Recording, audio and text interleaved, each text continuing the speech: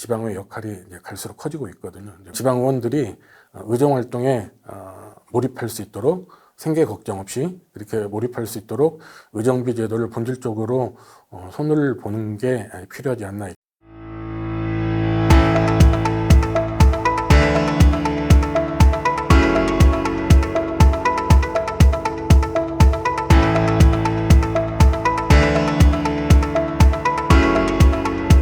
안녕하십니까.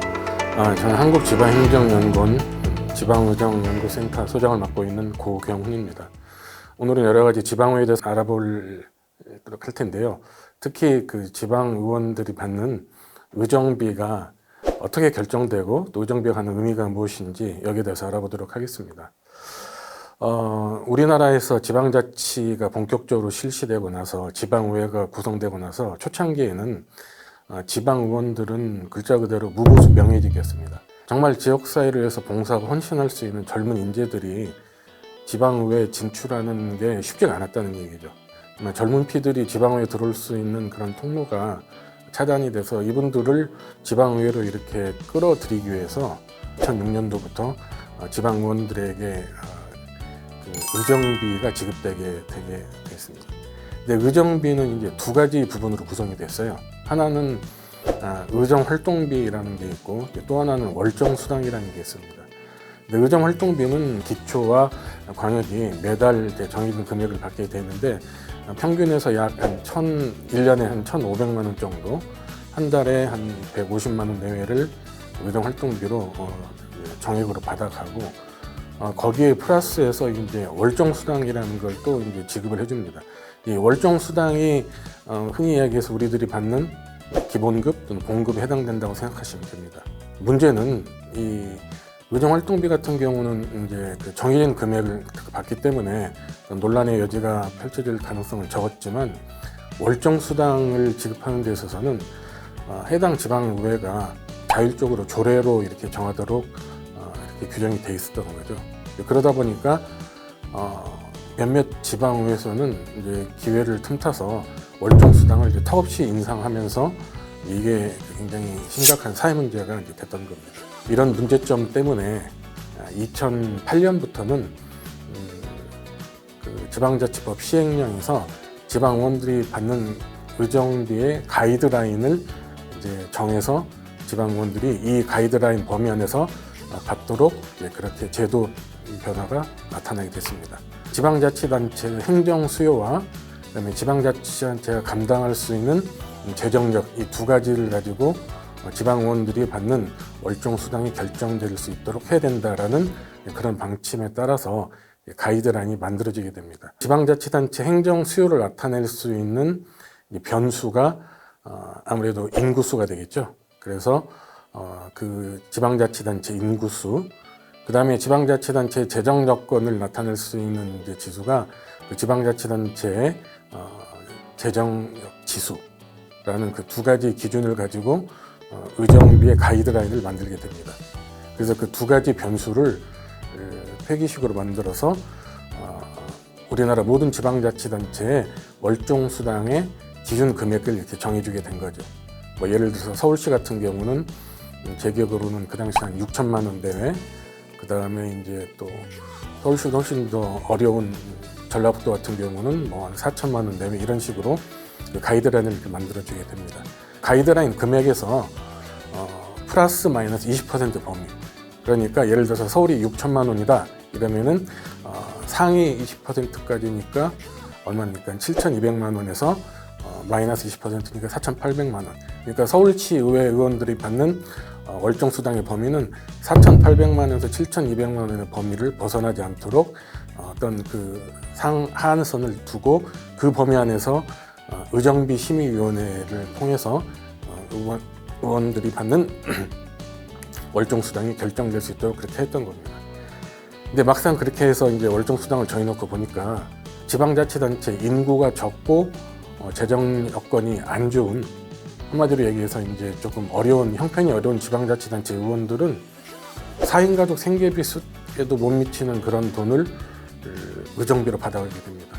또 잘 사는 동네, 예를 들어서 서울시 강남구, 서초구, 송파구 이런 데 같은 경우는 오히려 서울시 의회 의원들보다 구의원들이 더 많은 의정비를 받아가는 경우도 있습니다. 그런 편차가 지역별로 이렇게 나타나게 됐다는 얘기죠.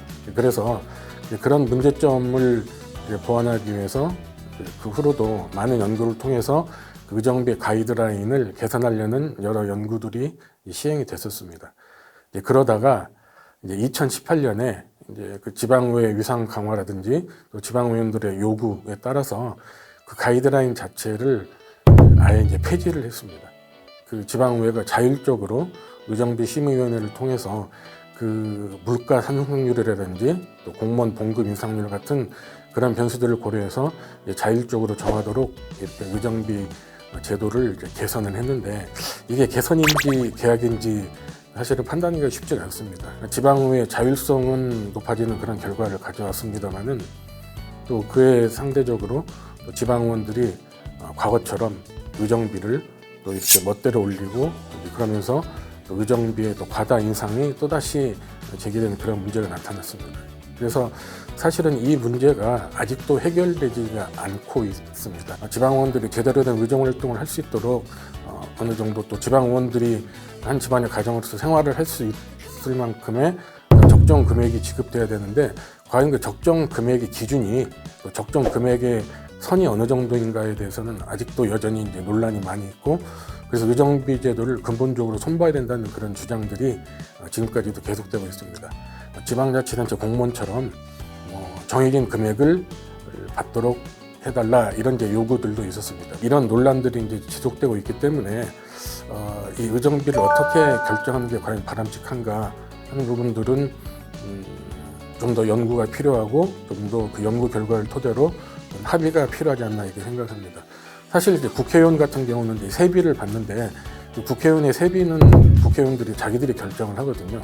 그래서 국회의원들이 받는 세비는 보통 1억 이상을 세비로 받아가는 걸로 이렇게 알려져 있는데 지방의원 같은 경우는 많이 받는 지방자치단체라고 하더라도 국회의원들이 받는 세비에 제가 알기로는 60% 이상을 넘는 지방자치단체가 거의 없는 걸로 알고 있습니다. 그렇기 때문에 의정비가 지방의원들의 생계에 또 지방의원들의 의정활동에 실질적으로 도움을 주지 못하는 그런 상황에서 지방의원들이 생계 걱정 없이 이렇게 몰입할 수 있도록 의정비 제도를 본질적으로 손을 보는 게 필요하지 않나 이렇게 생각을 합니다. 그렇다면은 어떤 기준으로 의정비를 현실화하고 지방의원들이 의정활동에 전념할 수 있도록 해야 될 것인가 이게 가장 중요한 관건이 되겠죠.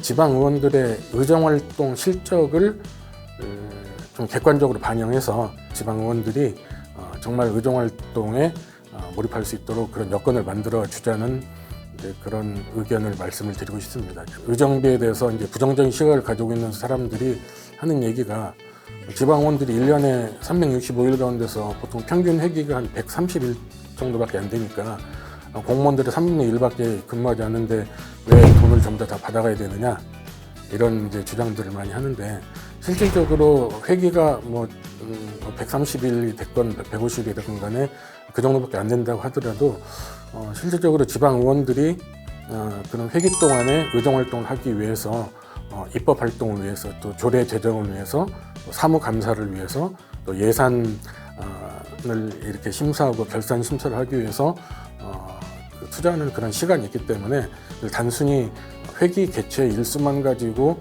지방의원들이 일을 안 한다라고 말하기에는 좀 무리가 있을 것 같습니다.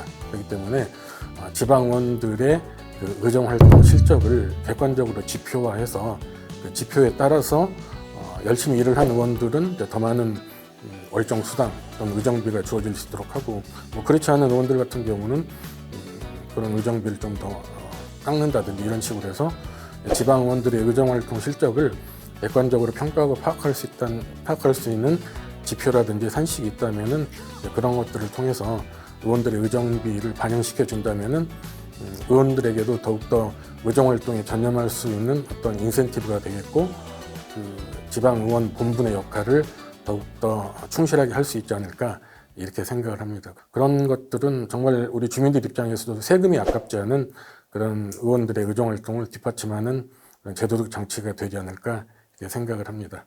지방 의원들이 제대로 일을 할 수 있도록 하기 위해서는 이제 의정비가 현실화된다는 건 너무너무나 중요한 사실입니다. 다만 어떤 기준을 통해서 현실화되느냐, 결국 지방 의원들이 보여주는 실적들, 또 그런 실적들을 통해서 주민들이 지방의회에 대해서 효능감을 느낄 때 그런 지방 의원들의 의정비 현실화 논리는 정당성을 부여할 수 있을 거라고 생각을 합니다.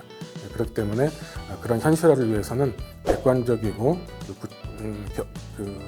타당한 그런 평가를 통해서 의정비 현실화가 이루어질 수 있다면은 우리나라 지방자치도 더욱더 발전할 수 있지 않을까 생각을 합니다. 한국지방행정연구원이 함께 더 나은 내일을 만들어 가겠습니다.